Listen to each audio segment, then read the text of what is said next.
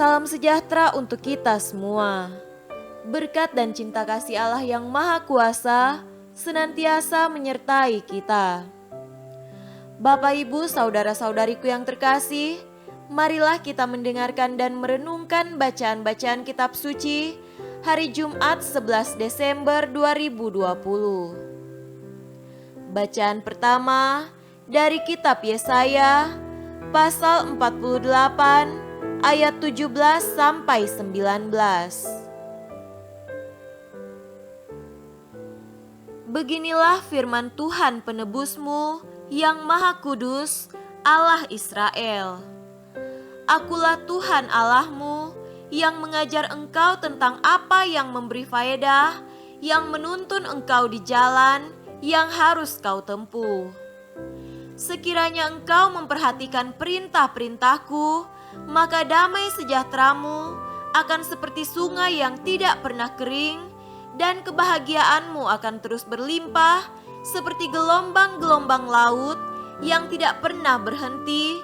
Maka keturunanmu akan seperti pasir, dan anak cucumu seperti kersik banyaknya.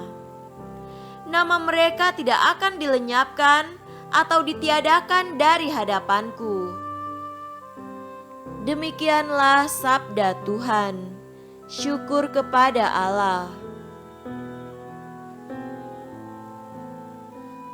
Tuhan beserta kita sekarang dan selama-lamanya. Inilah Injil Yesus Kristus menurut Matius.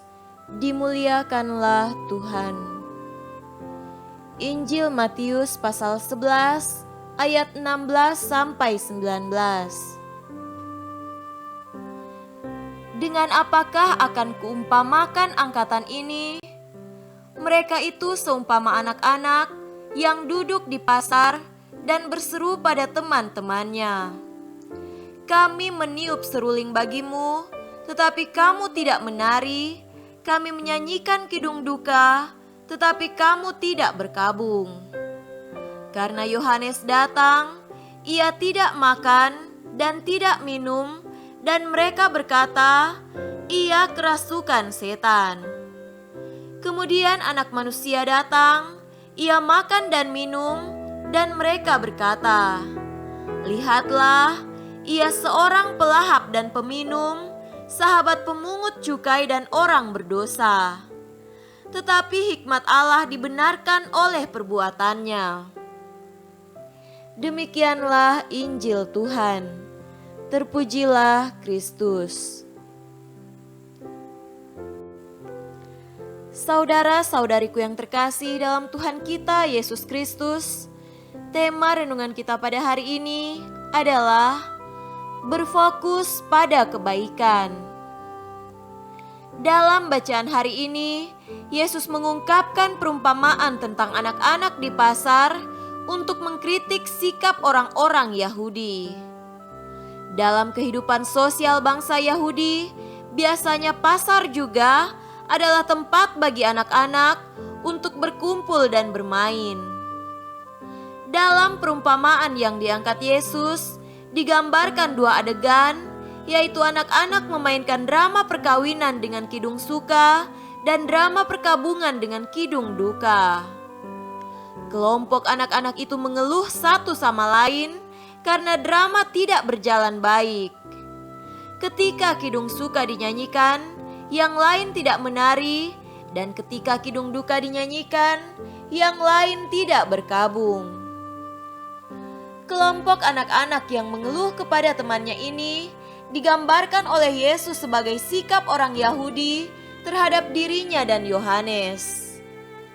Hidup dan warta Yohanes bernuansa suram. Orang Yahudi mengeluh bahwa dia seperti kerasukan setan. Sebaliknya hidup dan pewartaan Yesus bernuansa sukacita. Tapi orang Yahudi pun mengkritiknya sebagai pelahap dan peminum. Perumpamaan Yesus ini mau mengatakan bahwa orang Yahudi adalah bangsa yang keras kepala dan banyak mengeluh. Saudara-saudariku terkasih, ada pendapat bijak yang mengatakan, dalam kehidupan kita di dunia, sebaik apapun kita, akan selalu ada minimal 20% orang yang tidak menyukai kita. Drama kehidupan seperti tidak disukai, dikritik, disindir, digosipkan, bahkan diancam akan selalu mewarnai perjalanan hidup kita. Kenyataannya kita memang tidak bisa mengontrol hati dan pikiran orang lain untuk selalu senang terhadap diri kita. Yohanes Pembaptis, seorang nabi besar, dan bahkan Yesus yang adalah Tuhan sendiri, dengan kualitas diri yang luar biasa, tetap saja berhadapan dengan orang yang tidak menyukainya. Lalu bagaimanakah sikap kita? Setiap kritikan yang membangun, baiklah didengarkan untuk berefleksi dan membangun diri. Selebihnya, kritikan yang berupa hujat tidak perlu kita dengarkan. Patokan utama kita adalah bahwa pikiran dan tindakan kita didasari dan terfokus pada kebaikan dan kebenaran. Semoga demikian. Amin.